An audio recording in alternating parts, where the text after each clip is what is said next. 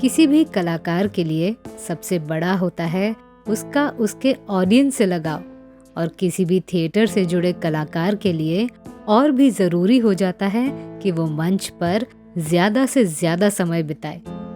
Tom alter की कहानी इसलिए प्रेरणादायी है क्योंकि ऐसे समय में जब विदेश में पढ़ाई करना एक ट्रेंड बन गया है, ऐसे में टॉम ऑल्टर येल यूनिवर्सिटी के गलियों को छोड़ भारत का नाम रोशन करने के लिए पर्दे से चले आए अपनी धरती अमेरिका से।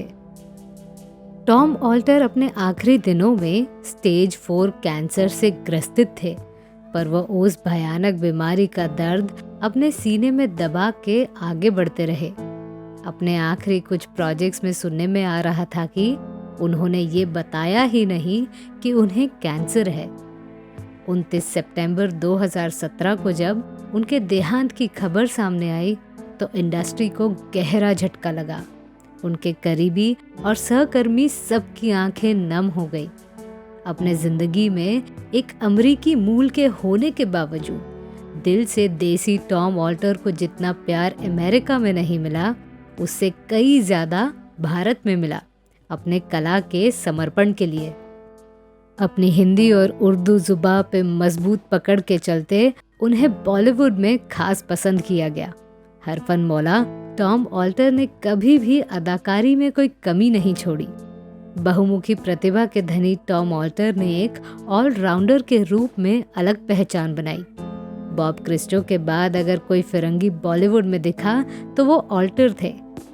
ऑल्टर का जन्म मसूरी में 22 जून 1950 को हुआ। उनके दादा दादी भारत में तकरीबन एक सदी पहले 1916 में ओहायो से आए। उत्तर भारत में उनका बचपन गुजरा था और साथ ही उन्होंने हिंदी उर्दू पर अपनी पकड़ मजबूत कर ली। 18 साल की उम्र में टॉम ऑल्टर उच्च शिक्षा के लिए अमेरिका गए और 1 वर्ष के लिए येल में अध्ययन किया। हालांकि उन्हें येल में पढ़ाई की कठोरता पसंद नहीं आई, इसीलिए 1 साल बाद वो लौट आए। सेंट थॉमस स्कूल हरियाणा में ऑल्टर ने शिक्षक के रूप में काम भी किया। तब उनकी आयु 19 साल की थी। उन्होंने यहाँ 6 महीने के लिए काम किया। साथ ही साथ अपने छात्रों को क्रिकेट में प्रशिक्षण दिया। अगले 2.5 सालों में ऑल्टर ने कई काम किए। वुडस्टॉक स्कूल मसूरी में कुछ समय के लिए अध्यापन किया। चेतन आनंद द्वारा निर्देशित देव आनंद की फिल्म साहब बहादुर में उनको पहला ब्रेक मिला। हालांकि पहली रिलीज फिल्म रामानंद सागर की चरस थी। इसके बाद राम भरोसे, हम किसी से कम नहीं, परवरिश में भूमिका निभाई। उन्होंने अभिनेता जीवन के लिए फिल्म अमर अकबर एंथनी में जीवन द्वारा निभाई 2 भूमिकाओं के निर्दोष व्यक्ति के लिए डब किया। सरदार में भारतीय नेता सरदार पटेल की 1993 की फिल्म की जीवनी, जिसने भारत के विभाजन और आज़ादी के आसपास की घटनाओं पर ध्यान केंद्रित किया, ऑल्टर ने लॉर्ड माउंटबेटन को चित्रित किया। बॉलीवुड में यादगार उनके सफरनामे में खासकर शतरंज के खिलाड़ी, क्रांति, परिंदा जैसी फिल्मों के लिए उन्हें याद किया जाता है। 1994 में उनके डॉन केशव कालसी के रोल को भी खास सराहाया गया। बॉलीवुड में चाहे वो डॉक्टर डैंग का बायां हाथ हो या फिर वीर ज़ारा का डॉक्टर, ऑल्टर ने हर उस रंग को जिया है।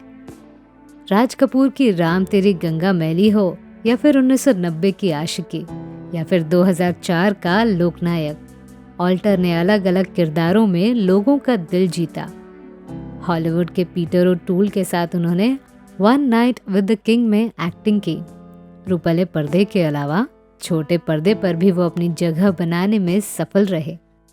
90 के दशक में अपनी अलग जगह बना चुकी टीवी सीरीज जबान संभाल के में भी वो एक्टिंग करते हुए दिखे।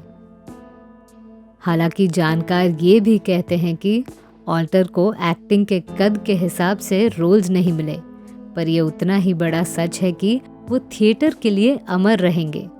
FTII के उनके पुराने यार बेंजामिन गिलानी और नसीरुद्दीन शाह के साथ उन्होंने मिलकर थिएटर को एक नया आयाम दिया। वेटिंग फॉर गडो, मिर्ज़ा गालिब और साहिल लुधियानवी जैसे किरदारों की भी काफ़ी चर्चा रही। बहादुर शाह जफ़र, नेहरू, मौलाना आज़ाद और आखिरी में गांधी, इन सब को ऑल्टर ने बखूबी जिया। उनका फिल्मों के और रुझान तब बढ़ा जब उन्होंने पहली बार राजेश खन्ना और शर्मिला टैगोर की आराधना देखी। एक्टिंग का ऐसा बुखार उन पर चढ़ा कि वो फिर ठान लिए कि चाहे वो रंगमंच हो या फिर सिनेमा, वो अपनी छाप ज़रूर छोड़ेंगे।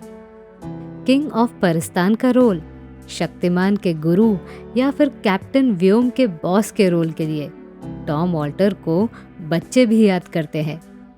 ऑल्टर ने सबसे लंबी दौड़, रीरन एट रॉयल्टो और the best in the world सहित किताबें लिखी हैं। बहुत ही कम लोग जानेंगे कि ऑल्टर ने सचिन तेंदुलकर का सबसे पहला इंटरव्यू भी लिया। उन्होंने कमेंट्री में भी अपना हाथ जमाया।